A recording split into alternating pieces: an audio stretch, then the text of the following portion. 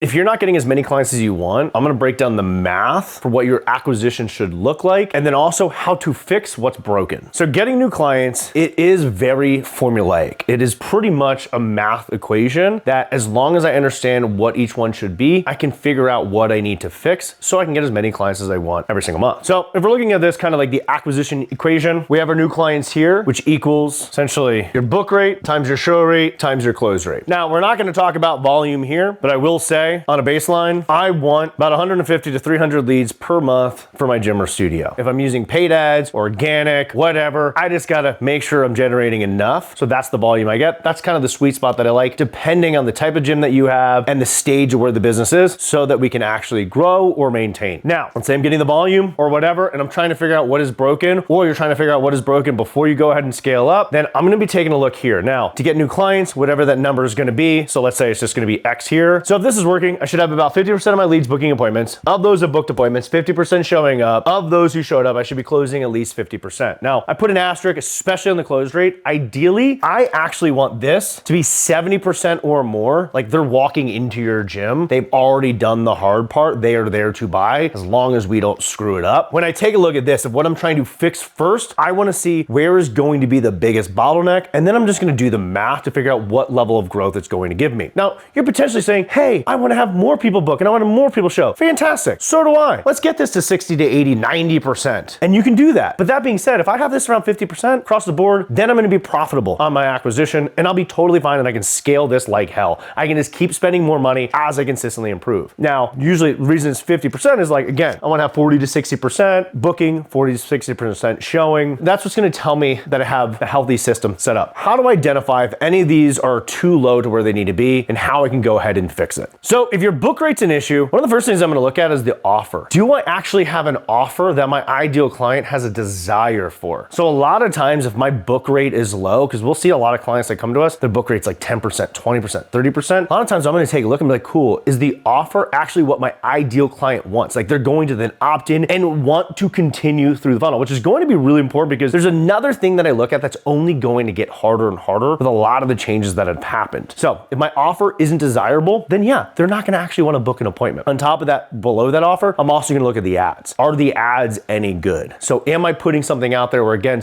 it's instantly building trust so that they're going to want to book an appointment? Then of course, I'm gonna look at nurture. So with nurture, there's really only two things that I'm looking at. Do I actually have speed to lead? Is there a text message going out in under 5 minutes? And am I calling that lead under 5 minutes? Ideally within 1 minute. Then alone, when a lead comes in, that's going to be the highest likelihood that you can actually speak to them. They are most likely on their phone. All of this, whether it's ads, whether it's organic or whatever, they're on their phone when they're doing it. So if you call them within a minute, they're still on their phone. And you'll have the highest likelihood to actually get in touch with them. Then the second one on top of speed to lead is everybody's favorite, is volume. Now, in my gyms, and this was years ago, and what we still recommend, and nobody wants to hear this, is that you should be making at least 50 dials a day minimum, honestly up to 100 dials a day. Now, hear me out, because you're instantly saying, I don't have the time, my team doesn't have the time. Well, that's bullshit. You definitely have the time. It is a priority. There's not too many things that are gonna be more important than actually getting somebody to come in so that you can change their life. And if this is what you have to do, this is what you have to do. But with volume, if I'm generating 50, again, if I want to get 150, 300 leads, 5, 10 leads a day, well, calling that volume, and if I'm generating those leads every single day, that volume is going to be easy because those leads are going to stack, especially knowing that I can book about 50% of them. Now, you call them right away, you have the highest likelihood of getting in touch with them. A lot of the volume actually even gets lower, but I want to call them every day for minimum the first 7 days. Take a look into whatever your state's laws are, blah, blah, blah, can't call it Sunday, all that good shit. But make sure I also have the volume because they're going to either need it immediate or life happens. If your client has kids, they have a job, they got other stuff, well, they get busy. So make sure you're consistently top of mind for them because they're not going to stop seeing your ads or your competitors' ads, by the way. Meta knows if you're running ads that this is what this person's interested in. They're going to show them all of your competitors and every single online fitness business or whatever. So make sure you have the volume. And then inside of the volume, it's not, I'm talking calls every day, but you should have your emails and you should have your text messages as well going out. So if I'm not getting the bookings where I want them to be, these are two of the things that I'm looking at. On top of that, let's say I do have those in place and it's still not happening. Well, then I'm going gonna take a look at the language. What's the messaging look like? What's the quality? Because we always have like a quantity component, but then a quality component. It's not just what we say, it's how we say it. So if that is screwed up, so yeah, cool, we're calling the leads right away, we're sending a text message, but if they suck, then it doesn't matter. It's not going to work. So that's what I'm looking at immediately to get my book rate up. Now let's say that I have those leads, they're booking, but they're not showing up. I got 50%, 60%, 70% of my leads booking, but my show rate is 10%, 0%, 30%, and I wanna bump it up because if I just double my appointments, I'm gonna double my new clients on a monthly basis. Yeah, sometimes it's literally that simple. And so how can I take something from a 20% show to a 40% or 20 to 60 and now start getting more opportunities that are actually walking in my door? Well, it's quite simple. I'm gonna look at the conversation. What is the quality of that conversation? Because if we think about who the individuals that are gonna come to my gym and studio is, chances are it's not the first time they've ever worked out. They've worked out on their own, they've worked out at other gyms, maybe they've had